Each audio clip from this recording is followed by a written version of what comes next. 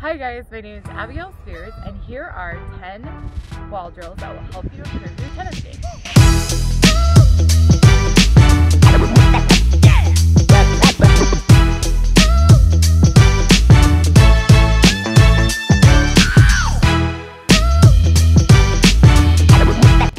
We're gonna warm up doing mini court tennis, simulating what we would do on a tennis court, hitting 30 forehands and 30 backhands the whole time, working on the correct footwork and turning your body and gaining topspin with the ball. The purpose of this warm-up drill of mini court tennis is just to work on your footwork a little bit, your turn, your racket back, preparation, and it's all timing because you're standing closer to the wall, which you would be standing at the service line on a tennis court. This is actually almost like you're taking the ball on the rise, and so it's forcing you to time the ball, to be a little bit accurate in your movement. And with the 30 balls on your forehand side and the 30 balls on your backhand side, you're just giving yourself good practice with timing as you're hitting. And actually, if the wall is not a cement wall, if it's a boarded wall like this one, there are many cracks, seams, bolts that will give a bad bounce. And it's actually great practice to have not a perfect ball coming back, because you have to move, adjust your feet, adjust your stroke, and still be accurate with where you want to hit the ball. So with the backhand side here, you can see I'm just trying to turn and time the ball and brush upwards, which is it's a little bit difficult to do because I am standing so close, but it's just a great drill to warm up with. This drill, we're going to move back and hit ground strokes. We're going to do 25 forehands and 25 backhands, working on turning and getting under the ball and the correct footwork. So you're going to hit 25 solid ground strokes on your forehand and 25 on your backhand. This is just grooving your ground strokes. Normal rally ball pace, taking your racket back early, timing the ball. You're going to have to adjust against the wall because each wall is different, so you might stand differently. But this is just your normal rally ball, and it's purely timing, getting your weight from your back to your front, and racket out front and racket back early, low to high, getting some spin on the ball, all your basics, and your non-dominant hand out front tracking the ball. So after your 25 on your forehand, you're going to switch to your backhand, and same thing, trying to keep it accurate, trying to time the ball, and move from your back foot to your front foot. And if you have a one-hander, same thing, try to take your non-dominant arm back with your racket if you have a one-hander, and that just forces you to turn. So two hands, you turn a little bit more naturally because you're forced to. So back to front and low to high, some spin, and it's a rally ball drill. This drill is a heavy topspin lob. You need a higher wall, but we're going to do 20 forehand heavy topspin lobs and 20 backhand heavy topspin lobs. Trying to focus on the correct footwork again, turning, and also disguising the heavy topspin lob. This drill is an advanced drill, and you need actually a higher wall. So you do need a specialized wall on this one. A racquetball court is perfect. Usually they're fenced off at the top in case you hit it over. But you're basically visualizing the person being at the net and generating that spin and racket head speed, turning, and trying to fake them out. You're trying not to be on your back foot actually, which is hard to do for a topspin lob. But this is a great drill to actually practice that, practice the disguise and visualizing where on the wall would be over their head, and hitting some consecutive shots on your forehand and consecutive shots on your backhand, trying to step in and again disguise that ball going over them. The backhand side is the same thing, so turning and trying to time it where you step in and generate that racket head speed and the spin going over them at the net. This is the volley drill. We're going to move back up to the wall and we're going to hit 30 forehand volleys and 30 backhand volleys. It'll improve your strength in your forearm and help you work on turning to hit that volley repetitively. So as you can see, I moved back up to the wall for the volley drill, and I'm going to try to keep my racket out front as much as possible, my racket head above my wrist as much as possible. I'm dropping it a little bit there, but this is just to get your timing and moving your back foot forward into your front foot as well. So accuracy, keeping the non-dominant arm out front if possible, and turning, and just a great way to get some timing and get some strength into your wrist and forearm. The backhand is the same, turning and trying to transfer that weight off the back foot into the front foot, timing the step as you hit the ball, and keeping your racket head out front with the racket above your wrist. This drill is the first volley drill. There's two ways that we're going to hit against the wall doing this drill. One is taking it out of the air, the other is letting it bounce. Both will improve your timing and your coordination on hitting the first volley and your power. We're going to hit 25 forehand volleys out of the air, 25 backhand volleys out of the air. Then we're going to take a break and hit 25 forehand volleys, letting it bounce, and likewise on the backhand side. So the first volley drill is for strength and timing. You're going to turn and you're going to hit 25 solid hits on your forehand and 25 on your backhand, timing the back foot pressing forward into the front foot. You can see I'm just basically timing the push back or push into the volley. Same thing goes for the backhand.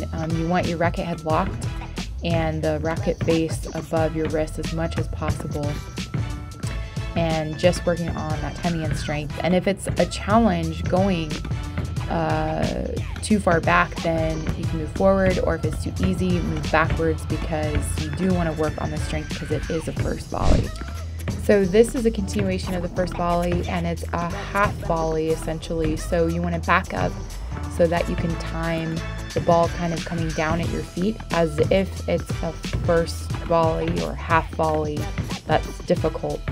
Again, it's the timing of pressing back into the front foot if possible, and strength and accuracy. And it's good because if you don't hit it accurately, you have to chase it. So you're going to do 25 solid hits on the forehand and 25 solid hits on the backhand. And if you can try to keep your non-dominant arm forward, I do it a little bit here. And this requires almost more of like a little swing because it's like a pickup volley. So on your backhand side, it's the same thing. There's a little bit more, not much, but you're just really trying to get that ball out front. You can see I'm doing that here, and pressing and stepping forward into the ball, trying to keep it in front of me as much as possible and staying turned. So this is just a great strength exercise and timing exercise for the first volley, continuation of the first volley.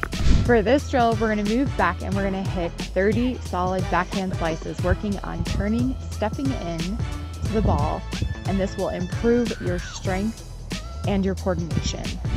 So for your backhand slice drill, you're going to use your non-dominant arm to bring the racket back, so you're staying turned and you're trying to stay parallel to that fence that's behind me, and I'm still trying to transfer my weight from my back foot to my front foot as much as possible, and trying to keep my racket from scooping too much. You're naturally going to scoop a little bit, but you want to try to keep it as straight as possible and extend your arm and lock out your arm at the end if you can. So this drill is just a great strength drill again for the wall, and your arm will be tired after this drill. So you're going to try to do 30 solid hits for this drill, and just really trying to work on your footwork, timing, and placement. For this drill, we're going to have some fun and we're going to move closer to the wall and work on our volley reflexes. We're going to hit 35 forehand volleys and 35 backhand volleys. This is definitely going to improve your eye-hand coordination and your strength in your forearms. And we're going to work on turning as we're doing it. So it's just a great drill to improve your strength for the reflex volley. The volley reflex drill is so great for your strength in your wrist. You've got to keep your racket above your wrist for the entire drill. You're gonna hit 35 solid forehands, 35 solid backhands, and you're not moving much if you're hitting it accurately. It is more of an advanced drill, and if you stand closer, you have less time to react, so that's why it's so great. Trying to keep that racket in front of you the whole time, the ball in front of you the whole time, and trying to keep that non-dominant arm out front to help you track it and staying turned. So 35 on the forehand, and then you're going to turn and do 35 on the backhand, trying to keep one foot forward if possible, even if you're not moving very much. So backhand side's the same, it's just very quick out front, and your arm is going to be tired after this drill. So staying solid with your racket head above your wrist and trying to keep the ball in front of you the whole time. Just a great drill. For this drill, we're going to work on racket head speed. We're going to work on coiling and uncoiling, so it's a power drill, and the last length of the stroke. So really focusing on racket head speed and stepping into the ball. As a beginner intermediate, you're going to do 3 sets of 10 forehands and 3 sets of 10 backhands. As an advanced player, I would suggest doing 20 forehands and 20 backhands 3 times and resting in between, because this is a powerful drill, and this hopefully will help you get that last length going and getting more spin and power on the ball. Okay, so this drill you want to stand further back for your ground stroke, even further back than you normally would against the wall, because you're really trying to be explosive and hit the ball as hard as you can. So this is racket head speed. You're going to do 10 reps on your forehand and 10 on your backhand, but you're going to repeat it 3 times, because this is just such a great drill to work on that power, loading from the back to the front and stepping in and coiling and uncoiling and generating that last link, which is your racket head speed. You're going to go on the backhand and do the same thing here, and sometimes the timing is a little bit difficult to transfer to, and eventually you just want to try to chase every ball. But more advanced players, I'd say 20 solid hits, both sides, and repeat 3 times. It's a great workout and really timing again and strength. For this drill, we're going to be working on our serve. So we're going to concentrate on the toss and the form, hitting 25 solid first serves, second serves, and if you can hit a slice serve, incorporate that in there as well. This drill is just purely to concentrate on your form and that toss, perfecting it. Here's what this looks like. On the service drills, the first serve drill, you just want to work on your form. You're going to do 25 second serves, then first serve, and then slice serve if you can do a slice serve.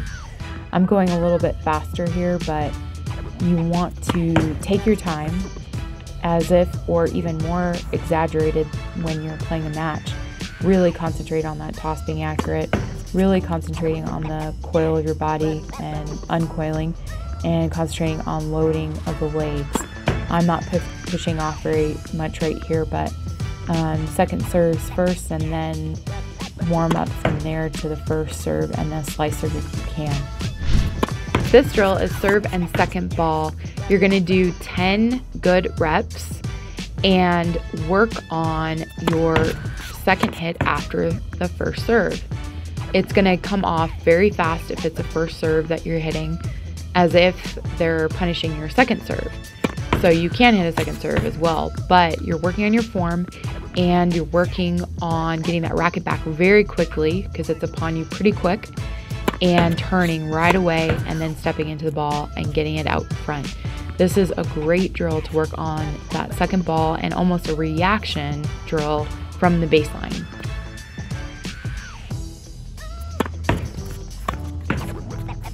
These wall drills you can do on your own anytime, without a partner, without a coach, and they'll help you improve your coordination, timing, and power. The wall is so beneficial, and there are many walls in many cities. You just have to find them, and it's really helped my career as a player. I'm Abigail Spears, and thank you for watching.